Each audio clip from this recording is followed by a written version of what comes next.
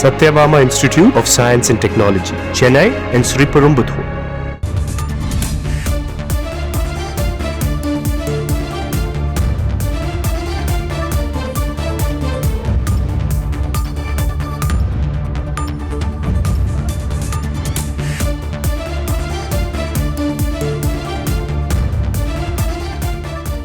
தமிழகத்தில் அடுத்த 3 மணி நேரத்திற்கு 20 மாவட்டங்களில் லேசானது முதல் மிதமான மழைக்கு வாய்ப்பிருப்பதாக சென்னை வானிலை ஆய்வு மையம் தகவல் ஒன்றை வெளியிட்டிருக்கிறது.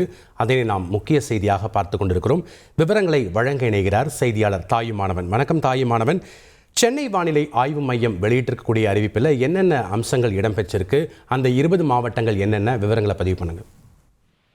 தமிழகத்துல கடந்த சில தினங்களாகவே கோடை வெப்பம் என்பது வாட்டி வதைத்த நிலையில பல்வேறு மாவட்டங்கள்ல இயல்பை காட்டிலும் கூடுதல் வெப்பநிலை என்பது கடந்த சில தினங்களாக பதிவாகிய இருந்த நிலையில் தற்போது பரவலாக வெப்பச்சலன மழை என்பது பெய்ய வாய்ப்பிருப்பதா வானிலை ஆய்வு மையத்தின் சார்பில் தகவல் என்பது வெளியிடப்பட்டிருந்தது.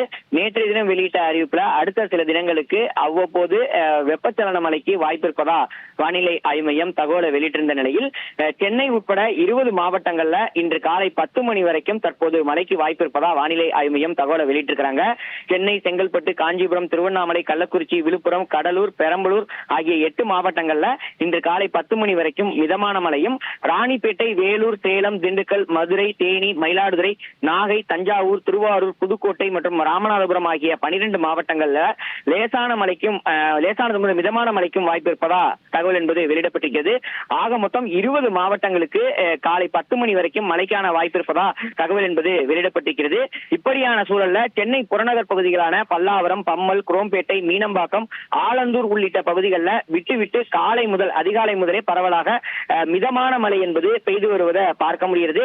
பிரதான சாலையான ஜிஎஸ்டி சாலையில மக்கள் அனைவருமே சாலையில மழையின் காரணமாக ஓரத்தில் காத்திருந்து அதன் பிறகாக மழை விட்ட பிறகாக தங்களுடைய பயணத்தை மேற்கொள்ளக்கூடிய காட்சிகளையும் காலை முதலே நம்மால் பார்க்க முடிகிறது.